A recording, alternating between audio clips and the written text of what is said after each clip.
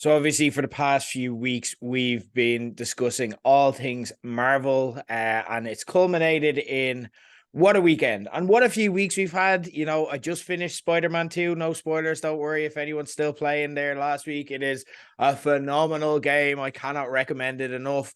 Again, you've had the likes of, even I've been reading the book, the MCU. I spoke about it last week, The Rise of Marvel Studios, by Joanna Robinson. And then, of course, we've been following Loki the entire way through. And we finished that off on the day of the finale, the same day for most people, the release of the Marvel. So we're going to discuss it all. And when we discuss Marvel, of course, on page 180, there is only one man we can call up to give us their thoughts. So, ladies and gentlemen, time to introduce him. It is none other than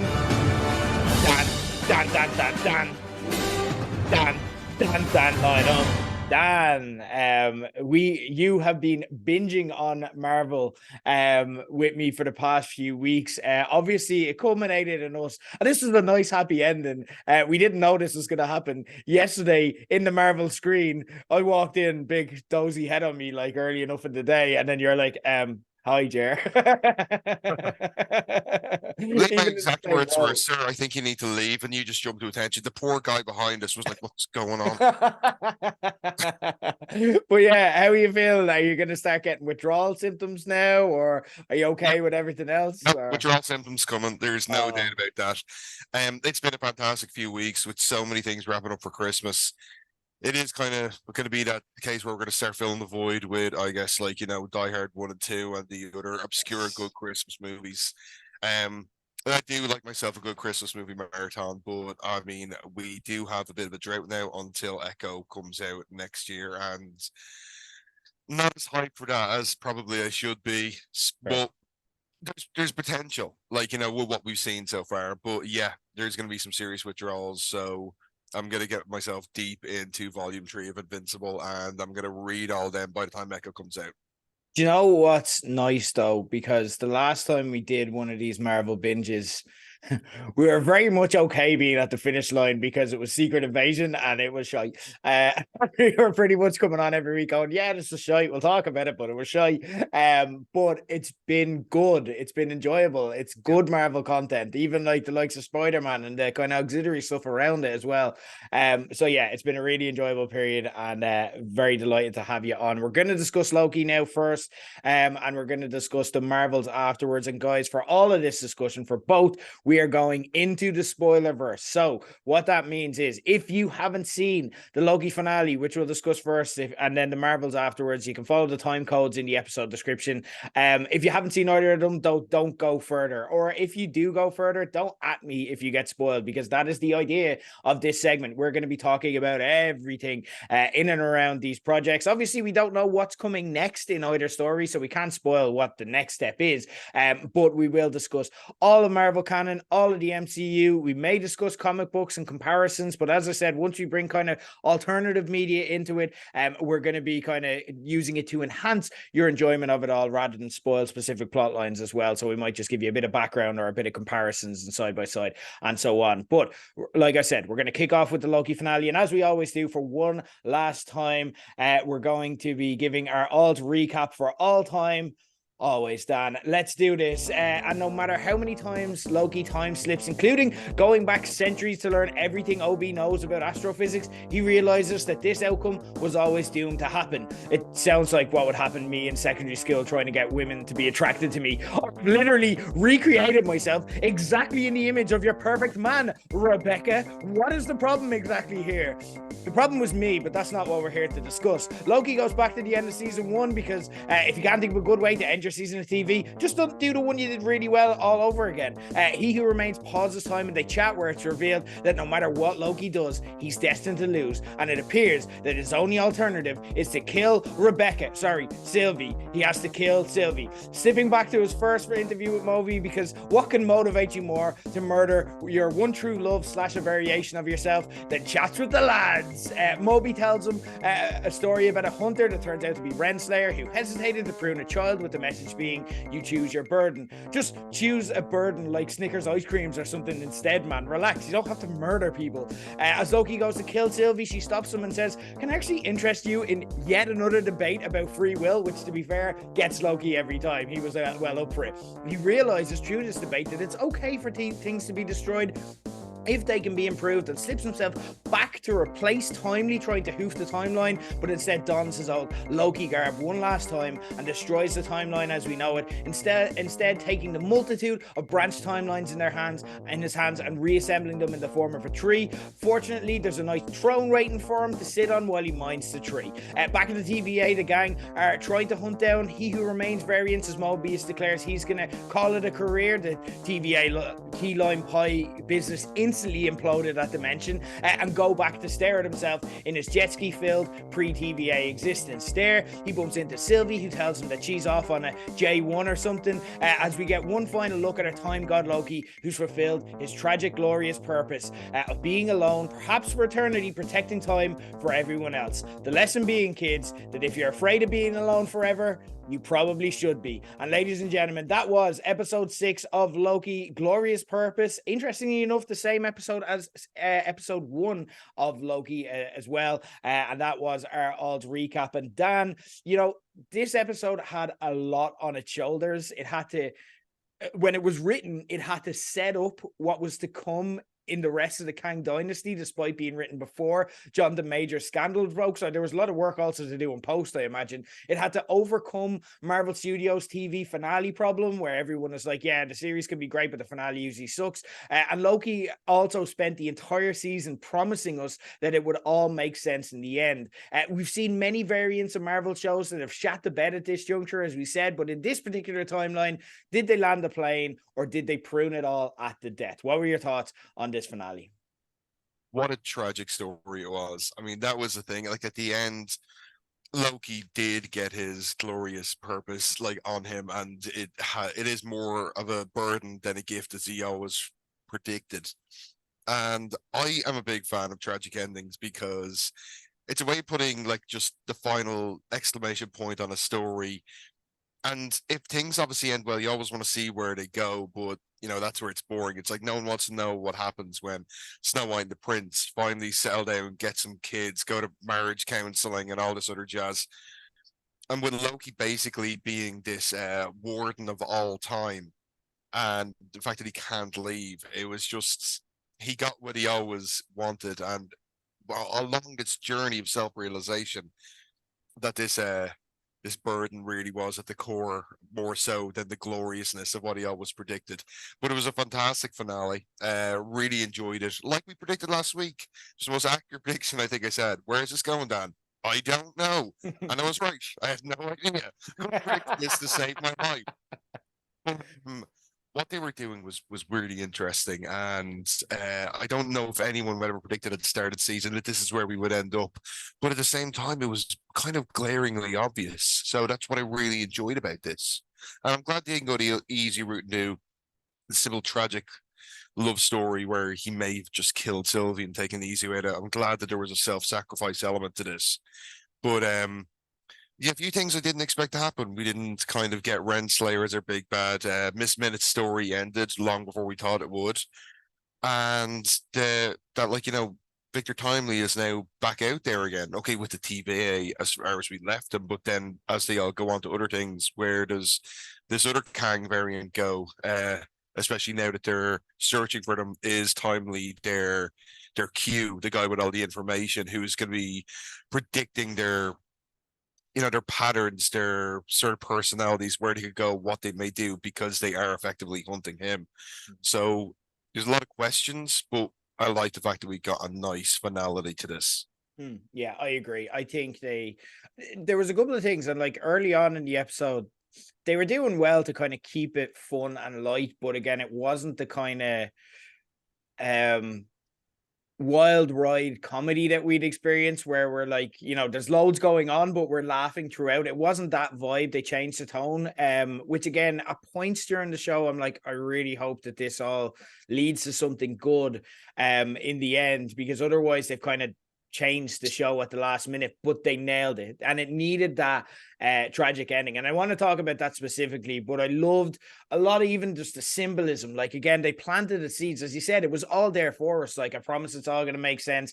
You know, Loki kind of telling us he doesn't want to end up alone. Like, and again, they just planted all the seeds, but kept it so confusing. And a lot of people, I heard some criticisms about this show about the timey-wimey stuff being too confusing and they're getting into it. And again, you have to kind of learn, if you've watched enough of these shows and you've watched enough sci-fi, the sci-fi stuff doesn't actually matter that much. That is just a device to get our characters where they need to be. That's what sci-fi is. It is just a way to tell stories. It's similar in horror. It's similar to horror, actually, because it just gets you to those corners and those difficult to reach places that normal kind of genres won't. And I think that's kind of the thing where it doesn't matter. It's about our character, again, like you say, trying to self-realize and trying to, you know, have that moment of clarity to realize this is what I'm actually destined for. I loved so much of the symbolism here. I loved the kind of the episode title being the same as the first episode title, which kind of suggests a constant time loop that we're in as well. Very clever. Like as well, I loved kind of the in the last two episodes, kind of Loki showed us that the glorious purpose of this show was like to give this complex character a chance to relive his life and kind of reflect and confront the decisions that he made and the motivations behind them. And where they landed not only made sense of the show's many kind of intertwining storylines and concepts, but of Loki's overall motivations as a character, as well as, like, this is such an achievement. Like, not only did they make sense of everything that we'd seen, they made sense of everything we'd seen beforehand of him in the MCU, and they also validated why we liked Tom Hiddleston. And that was never in the script. You know, when they wrote the first Thor and the first Avengers movie, they weren't like, this guy's going to be a hero at the end and he's going to do this and it's all going to make sense because he's just afraid of being alone and this and that. We just liked Tom Hiddleston because he was really funny and charismatic as being Loki, but they tied all of that together and made sense, which, you know, we're so used to in comic book stories of they're just like, don't worry about it. You know what I mean? Because it's too complicated. I'm not even going to get into it. And we have to connect dots in our own head, but they did for us. They managed to give the characters we love satisfying endings while also not undermining Kang in the way that Quantum Mania did. Like, again, they managed to defeat him without defeating him because we don't want to see Kang take all these L's constantly. But they also didn't wrap up things too cleanly either. Like, again, part of me was worried, and we spoke about this last week, that sometimes with these projects where, you know, there's a lot going on in it, but also they have to then do a lot with it and it has to spring forward and give the villain a sense of momentum, but we don't want our characters to die. They've left enough there to kind of go on from as well. And obviously where they go and the roadmap may change because of Jonathan Major's legal battles. But again, you can't really judge them for that. When they made this decision, this was perfect. I want to zoom in, though, on Loki's ending. We've touched on this already, but I want to kind of look at it a bit more in depth. So he's now the new god of time, protecting the timelines for everyone else. But tragically, as you said, as he realized he didn't want the throne or to end up alone, that's exactly what he's gotten. What are your thoughts on this and kind of the journey towards this? And also, is this it for Loki as a character now? Is he just going to be stranded in time by himself? Or do you think we might see him again? Do you think we might even get a season 3? I think we could see him again. I don't think we're going to get a season 3. And I think for all intents and purposes that this is the end of the Loki story. And as you touched on, the big thing here is the fact that he never wanted to be alone, or that's what he realized anyway. And he always lived quite a lonely existence, with the fact that he never knew his birth parents, being, you know, obviously descended from the frost giants, that he always took a backseat to the glory that was the golden child of Thor. And then even as he went on, there was something special about the first Avengers movie, especially when you had that opening shot of Loki using the Tesseract to teleport in. There was always a loneliness. He was surrounded by this endless army of Chitauri, but he was still just lonesome and on his own. And is his want to be a conqueror, his want to just never not be surrounded by people. And of course, we have to remember that the Loki who went on through Ragnarok and into the other movies and then was killed off at the start of Infinity War, that's not this Loki that we're analyzing. We always have to remind ourselves that this was the Loki from a kind of like journey point of view. From what he'd learned, this was the one that like took place just right after the events of the first Avengers movie. So there was a lot missing there. So yeah, I think this is going to be where we say goodbye to Loki because, like I said, start of Infinity War, we thought that was it, and like Thanos really used that to solidify himself as just this horrible character that we love to hate by killing off one of the solid fan favorites. So the whole, if you really look into it quite deep, it is a really kind of um lonely existence for poor Loki at the end here. He really needs to, like he said himself, be the god he needed to become. And the symbolism and everything of it was very interesting. I didn't know even as he was walking out the catwalk towards where the loom was. I was trying to figure out what he was doing, but like gathering them up into this new tree of life, this new Nordrasil, it was just so interesting. And there's something that I want to touch on that I found very, very interesting that I mentioned to Kelly as you're watching very, very early on in these podcasts. I just made one up, assimilate to, like I said, one of my favorite franchises of all time, which is Warhammer 40,000.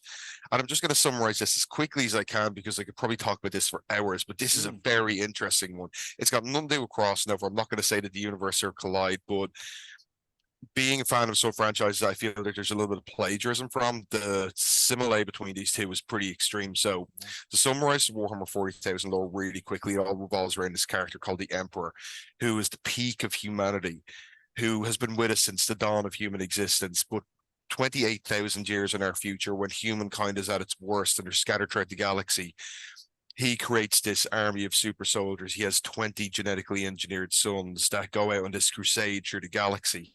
This character is incredibly psychically potent, very, very strong. Like, he referred to him as a god as well, even though he doesn't believe in theology.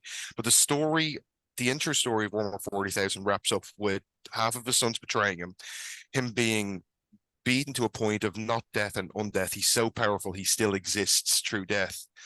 And the story and everything, we won't go into the very base details, but the story of Warhammer 40,000 ends with the Emperor sitting in this life support machine with his psychic might literally holding several aspects of the universe, the galaxy all together in his very grip. He breaks his concentration for 1 second. It's all gone. Humanity fails. The powers of chaos take over. And that life support system he's sitting on is, like, ironically called the Golden Throne. So, like, let's just care. Where do we leave Loki? He's holding all of time together, sitting on a literal golden throne. The Emperor of Warhammer 40,000 is holding the psychic might of the galaxy together on a golden throne. I just want to point it out. There's obviously nothing on it, but like, where did they get this idea? Someone in Marvel Studios is a Warhammer 40,000 fan, and because it's a British franchise, you're like, I'll get away with this, no problem. So that was the one thing I see, and I was like, God, I wonder if there was that influence there, because it's something that's going to be coming out soon with the Henry Cavill thing. And I'm just like, I had to mention that, even though it doesn't really have any bearings on the show. For me as a fan of this franchise, I was just like, for a second, hang on, this is hitting very close to home. But I do think this is the end of Loki, and I think it's a great ending for a character. We've seen such a solid journey. So I'm happy to put, like I said, the exclamation point on this, move on, and just go, do you know what? That's a complete story. What's next? Okay, look, if this is the end, it's a fitting ending. It's really good. I wouldn't be surprised, to be honest, because the writers of this show are very open about their kind of influences, and I'd love to kind of see that asked in the next few weeks, because I'm sure if it's that kind of blatant, I'm sure a lot of people would have noticed it as well, the fans of that franchise. So. But they've kind of you heard it here first. Yeah, there you go. You're the first to call it out. You're the first I heard. They've also been very open about the fact that they're Lost fans and Doctor Who fans. There was a lot of Doctor Strange references here as well. There's so many comps, like even MCU wise, like even the looping nature of it at the start was very an unintentional version of Dormammu have come to bargain. Yes. But even the ending kind of was a slightly more optimistic version of the Doctor Strange episode of What If, where he's just left in a void by himself. It gave me that bleak feeling of, now it was ultimately a happy ending for the rest of our characters, but for the character we love, we're like, holy fuck, like it is just bleakness. And even like I loved the ending of it where, and I've watched it twice now, and the second time I was just looking squarely at Tom Hiddleston's face. And part of it was a smile, but then the tears were welling. You know, it was both. And it was like, yeah, look, this is happy, but it's also sad. It was beautiful acting. I agree with you when you say that this is the end of the show. I'm going to go out on a limb and say I don't think Hunter B-15 is a compelling enough character to spark her own spin-off in the TVA with an Adventure of the Week type show. I don't think it's the last time we've seen the TVA or a lot of the characters, and I really hope that's the case with OB. I think they're going to come into play. I think they kind of signaled that when they were in the TVA, and they kind of mentioned you know, does He Who Remains, do the variants know about us? And they're like, not yet, which kind of is that's almost a promise. I think as well, like in terms of Loki, and I'm very like you, as perverse as it sounds, I love a good tragic ending, particularly if it hurts us, because the hubris in this case is something that Loki as a character had totally shed, that led him to kind of want this throne and want to be a conqueror and want to be a god. But there's that classic redemption arc where, you know, we've come around on a character, but then are reminded that they still need to pay for their crimes. I loved, you mentioned it there, I loved them invoking Ixodril, which for anyone who doesn't know, tree of life in the Norse god universe that Loki and Thor are derived from. That was amazing, and as well just made sense of a lot of the language where again just the little pieces that they've been kind of feeding us, they call them branch timelines. It's like, that's fucking genius. This was always going this way. It's absolutely phenomenal. I'm a slightly different on this. I don't think it's the end of Loki as a character. I think he is primed for, if they do go the distance with an Avengers Kang movie, I think that makes sense, because again, part of this, like the nature of what they're looking to achieve with Kang is, if Loki is holding all the different timelines together, then he is protecting the world from Kang's variants. And obviously there are some out there, but again, the TVA just seems very business as usual and being able to kind of manage them. So for that to kind of explode, then I think that Loki's position needs to explode and he can come back and get a full redemption. It's like he's been punished here, but now he's just a hero and everyone kind of accepts and celebrates him as a hero. Plus also a lot of this series, and one of the big themes of it is, what is a Loki? And we've kind of learned a lot of things. They always lose. They always want the throne. They always want this. They always want that. Another thing in Loki is you can't kill him, and you literally can't in this universe. Like, how many times have we just seen him and effectively been died? Thor: The Dark World, we saw him vanquished in the Avengers. He didn't die, obviously, but still, we saw him literally killed in Infinity War. We're like, that has to be it. And then in Endgame, they're like, it's actually not. And then we still have him. So, and that is again just the strength of Tom Hiddleston's performance. I think the only threat to this is if they do now have to swing away and change direction away from Kang, then they have to keep Loki in stasis, and that's unintentionally the end for Tom Hiddleston. But I would be optimistic that we'll see him again. I really hope we do, because I love what he brings. He brings such a depth to the MCU, and I really enjoyed and appreciate that. Now let's talk about it though, because we mentioned there, it kind of hinges on whether they still go with Kang, and a lot of that hinges on what happens with Jonathan Majors. And obviously we can't get into that because we don't know, and it's an ongoing trial, and we'll kind of let that play out, and then we'll just react to the content side of it when we have more clarity on that. But the Variety article we spoke of last week about the MCU being in crisis suggested that the finale was kind of going to box them in to committing to him as the lead villain. I looked at this episode and I thought of that afterwards.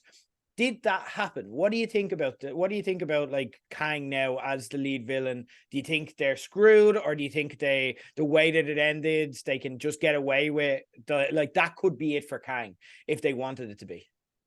Yeah, I don't agree that we got that, because like you said, when it came to the end, they're still talking about pruning Kang variants. Stephen touched on the Quantum Mania Kang, once again incorrectly using the universe number, which is, it's just a little pet peeve, but we know it's wrong. It's not the same goddamn universe as the comic books. Yeah. Anyway, that's me going off on a tangent, which I'm not going to. No, that's fair. However, no, I do think that we're still heading down the Kang route. We know that whatever effect that Loki may have had on the timelines, especially the Sacred One, with the way he's essentially protecting them, holding them together, has he created that bridge that we theorized about? Is this going to allow the Kangs to cross over? And the fact that the TVA are actively hunting Kang variants, and Kang is still the big bad, and it will be until they change of the Avengers title, essentially. So we know that the Kang Dynasty is coming out before Secret Wars.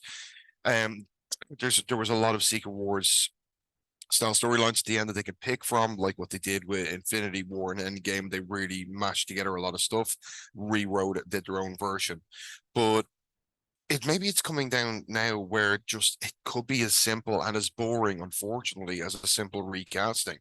I suppose with the variants, we have that insurance now, or should I say assurance, that we can go forward and like the Kang variants could become so variants that we may eventually have a different face on this character.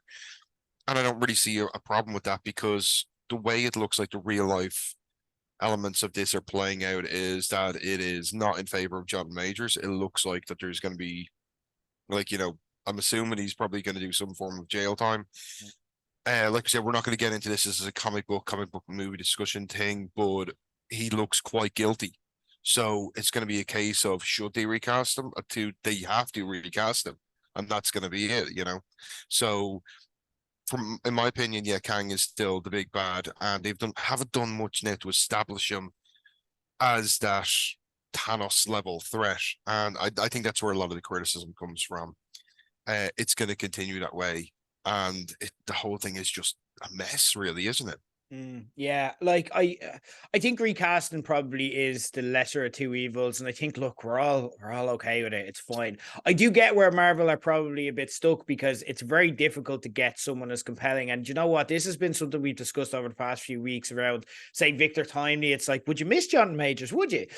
I'm going to be honest here, straight up. Seeing him back as Kang the Conqueror, or sorry, as He Who Remains here, this is the first time I'm like, yeah, I get it. I do get it. He's a fucking great actor.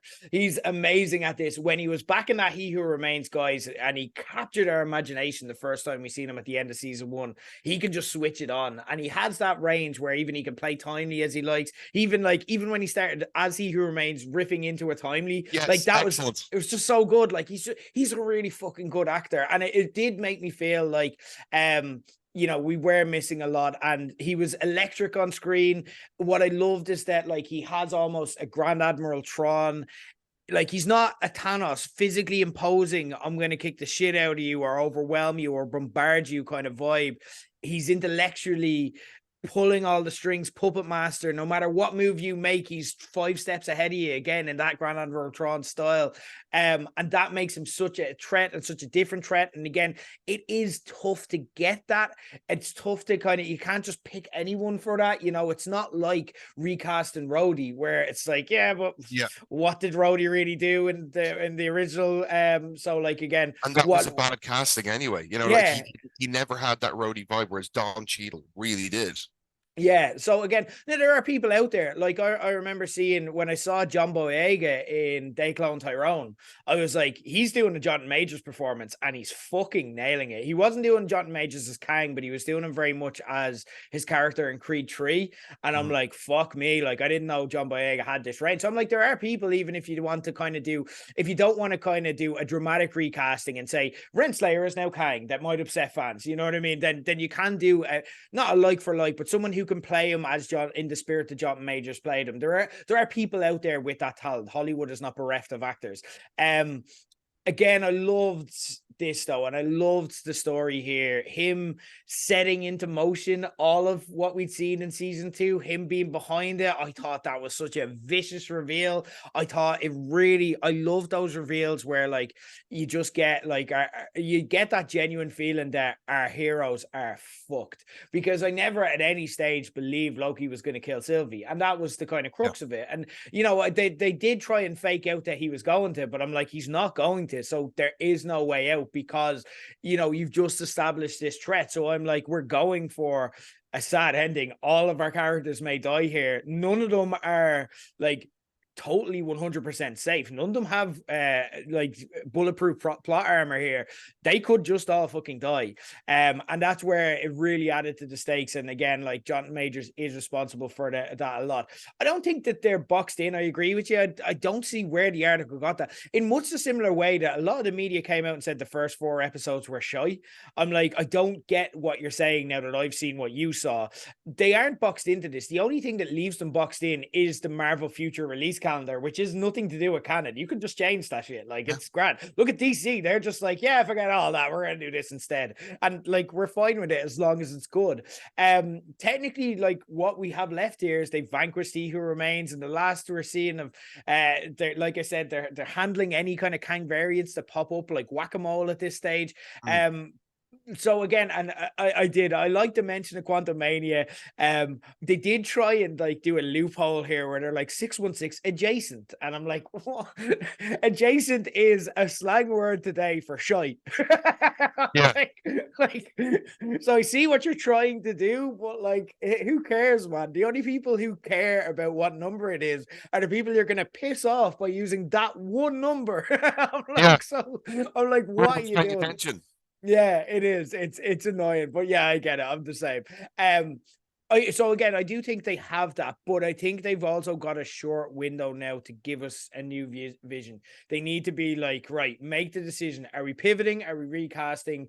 And I know they have to wait for the trial to kind of play out. And again, I don't think that short window is they have to announce something this time next week. I mean, like the next 3 to 6 months. Yeah. But I think they have to be decisive here. But they do have an opt-out clause here if they need be. Lastly, kind of on this episode, I want to touch on where all of our other characters ended up. So we had Mobius deciding he wants to leave the TVA. Sylvie is going traveling or something. Hunter B-15 is chasing Kang, kind of being the de facto leader of the TVA now by the looks of things. OB finally got his bestseller. Love that for him. Thoughts on the endings of these characters we followed up on? Will we see any of them again? Which did you like? Was there any you didn't? Kind of get, how are you feeling about this? I mean, I thought Mobius was probably not going to have the happiest of endings, or maybe he was going to have the lonelier one earlier on in the series. I just had a feeling because he really was becoming a bit of a fan favorite, but that was an unusual one. Actually, I'll backtrack it. I'm not sure if I liked it because he went to observe himself, which is a very unusual place to put him. And he said he was going traveling. Was he going to a different timeline as close to this one to maybe live out this life? Or is he going on some sort of soul quest to figure out where he belongs in these infinite timelines that he seems to be able to traverse still, even though he's left the TVA? Under B-15 is pretty much on a linear path. Like I said, her character has existed in the comic books, but in a completely different way. And I don't think they're going to go down that route. I didn't even think they were going to touch on it in the series because her power is that she can detect lies on a ridiculous level. She just knows when you're lying. So Luna B-15 is just obviously going to just keep going down the road. I think out of all the characters we may see her, Sylvie as well could pop up in maybe towards the end of the saga, but I also kind of look at it and go, has she been established enough to be a character that when she appears, almost like the start of this season in season one, where she opened up the lifts and we were supposed to go, Sylvie, hooray! And we are just like, oh, it's Sylvie. Yeah. So is there going to be a scenario during Secret Wars where some phase weapon of Kang's is about to come down on our favorite new hero, and then clink, we're gonna see a Norse knife block it, and it's gonna zoom up to real Sylvie has found her way to Battle World, and the crowd erupts in a joyous roar of hurrah. No, I don't think so. I don't think Sylvie has the weight to do that. But if she doesn't, then why are they keeping her around? Could see her again, but how? In this case, I really, really don't know. And got with OB, he got the best ending out of all of them. You know, like he's there as the guy in the chair essentially for the TVA now, and I love the fact that he still doesn't know how this is going to end up. He kind of has become the viewer in that regard. It's like, you know, are we going to be able to kill all the characters? I don't know. I just love his absolute nonchalant attitude towards everything. And I'd just say a lot of the Marvel fans who are going absolutely ham right now, saying that the cinematic universe is dead and stuff like that. Maybe take a page out of Obi's book and chill the fuck out and just enjoy it for what it is. Like, just sit back and just realize that these are movies made about little pieces of paper that were originally marketed towards children in the 60s, and just relax and enjoy them for what they are. and realize it isn't the be all and end all, and the crux of your life doesn't hang off where these characters go or how good, in your opinion, these stories are. They're comic book movies. So be like OB. There you go. And we could all take an advice. I think I'm going to get a tattoo of that, actually. I Be like like OB. it. You want OB? Be like OB. If I was to pick a nit with this week's episode, and again, it's not something that even came close to ruining it for me. I think this was a massive runaway success of an episode. It's the outcomes for some of the side characters, like Renslayer missed minutes for all of the build, and I know you touched on this already. It felt absolutely criminal for me for them to be reduced to like essentially just like, oh, BT dubs, this is what happened, Renslayer. Oh no, there's this minutes. It's like, what? They were looking like the big bads for a while. Like, it's a 6-episode series. Why did you give them 2 episodes of establishment if they're not going to play into the finale? Like, you have to be sensible with time here. And they've been sensible with so much of time, but not so much around those two. I felt they were done a bit dirty. And again, there's just no forward momentum for them, which I feel like these are valuable characters you can weave into other stories if you need to. So at least give yourself the options. Don't just have them be total non-factors. Sylvie as well literally just shrugged when she was asked, which kind of validates what we've been discussing all here, in that she was important in season 1. And again, it's not about the actress. Like, again, when it comes to Sylvie, you know, she's been well played here throughout. But at the same time, Sophia Di Martino, by the way, what I name her, she's been well played throughout, and she's done what she's needed to do. But it's just the character focus. Just in season 2, there was almost like, you're not actually giving us any reason to care about Sylvie. She just seemed like a foil to Loki at times. She seemed like just like the angel on his shoulder at other times. And again, like, I felt that shrug told a tale of just their lack of focus. I do agree that, yeah, I could see her popping up, but again, it's going to be as like just a cameo in a huge Avenger style battle. You know what I mean? It's like when Gwyneth Paltrow showed up in the suit in Endgame. Exactly, it's going to be like, that's oh, great. there's Sylvie. You know what I mean? Yeah. Oh, there she is. Oh, that's great. She's involved. Good to know.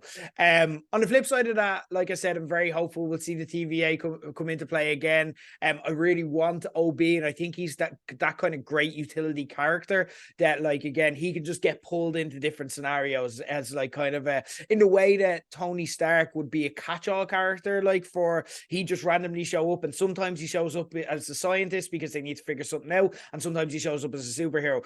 Obviously, Loki's not going to do the superhero side, but if you need a guy to show up and be like, oh, this is how we're going to get out of that, Marvel need these utility characters, and Ke Kwan is great at it. And like, he posted a video there, and it was literally like the second the writer strike or the second the actor strike ended, and they were told it's cool to promote things. And he's like, "Thank you guys so much. I really love this project. Thank you for supporting me and being such a fan of OB."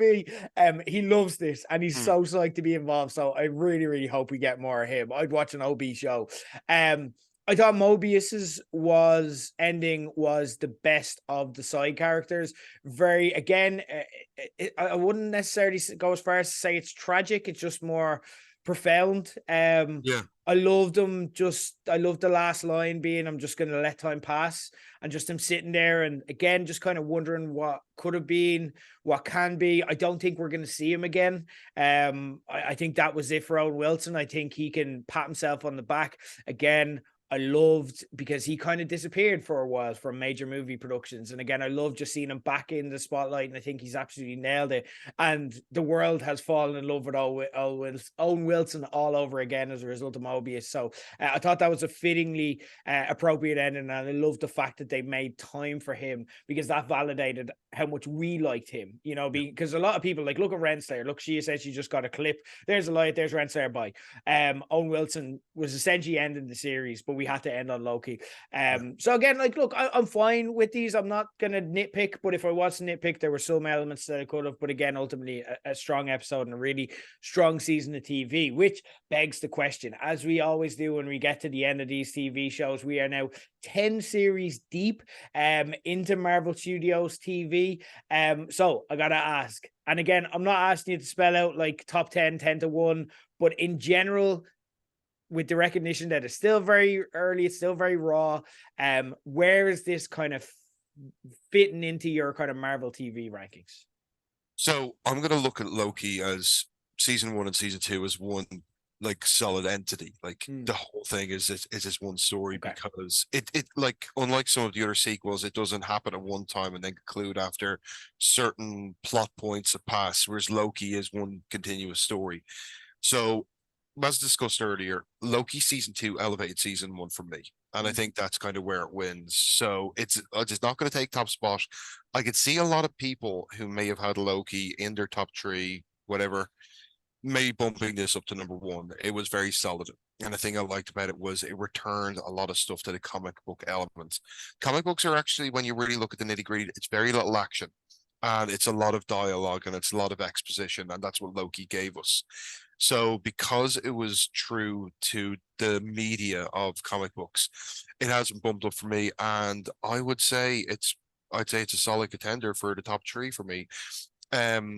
Winter Soldier, Falcon Winter Soldier is going to stay at number 1 for me still. There's a lot of things about that I just really loved, and I felt every episode was incredibly fulfilling. Loki elevated what came before it, and it gave us a nice. We've been paying attention. You guys really like this character, and we're not done with him.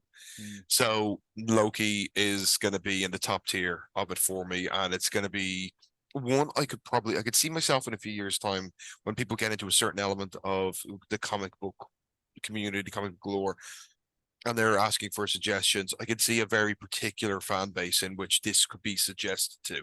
You know, like you said already, the Doctor Who fans, the Star Trek original Next Generation fans would really enjoy this.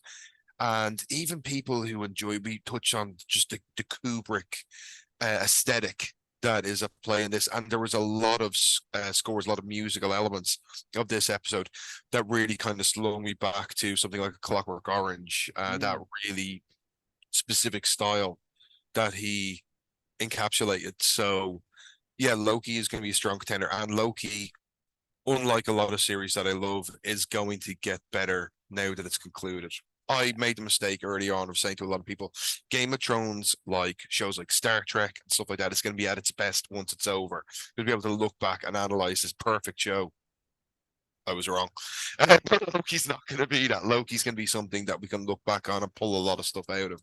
And for that reason, I think it's done something that's very difficult to do with a second season. It's elevated its previous content. Yeah, I agree. I've actually made a change when I was reviewing my list, and again, lists are just ever evolving matters of opinion and perspective. But when I was changing my list, I actually put Secret Invasion last. I had Moon Knight last after Secret Invasion, but I changed it because I'm like, you know what? Moon Knight swung and it missed badly, but at least tried to be different. Whereas Secret Invasion was just shite and lazy, and they could have done so much better. And it was bad upon it. It was dead upon arrival.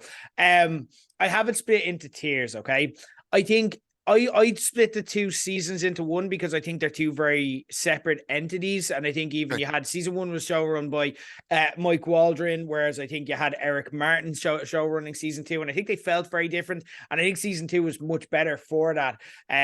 So if you're splitting them into 2, if you were splitting them into 1 and you counted them just as TV shows, I think this is number 1 for me. I think this is like, because they take the best elements of both. And I think there's nothing that's come close. I have 2 tiers or 3 tiers of Marvel TV shows. I have actually great Marvel projects as the top tier. For me, there's only 2 series that are in here. This is one of them. I have a mid tier where it's like, I enjoyed this show. I thought it was quite good. I have Loki season 1, Hawkeye, What If, Falcon Winter Soldier in there. And then I have this, well-meaning shite. Miss Marvel, Moon Knight, Secret Invasion. For me, I have Loki season 2 at number 2 in here, and the only thing, it may have been number 1, but because we were watching the Marvels, I recently rewatched WandaVision, and I'm like, this was so good. I'm like, because what Loki season 2 gave us was hope that Marvel could still tell stories, but that was hope that we'd always assumed that we had beforehand, and it kind of looks better because of the average content we're getting otherwise now, and we've become used to getting that. When something peaks out above the parapet, we're like, oh my god, Marvel's back. But WandaVision just had us by the balls, and the finale was a bit of a dumpster fire with some high moments, like Wanda and Vision saying goodbye to each other still hits every single time. but there was a bit of a dumpster fire. But like, again, for the entirety of the season, for how ambitious it was, for how much it pushed, for how much it gained, and how much it like launched spin-offs for Rambo as well that led into the Marvels and stuff. WandaVision is still absolutely elite. It is one of my favorite Marvel projects altogether, but this is a close second. And if you put it with season one, I'd actually say that it leaps over it. So a success, I think we can both Yes, agree. definitely. But that is the TV show of the week, and we've really enjoyed it. And thank you for joining me for the past 6 episodes and discussing it all. That was a success. We also had a new movie come out this week. So let's see if that was a success. Ladies and gentlemen, we're going to discuss a bit of this.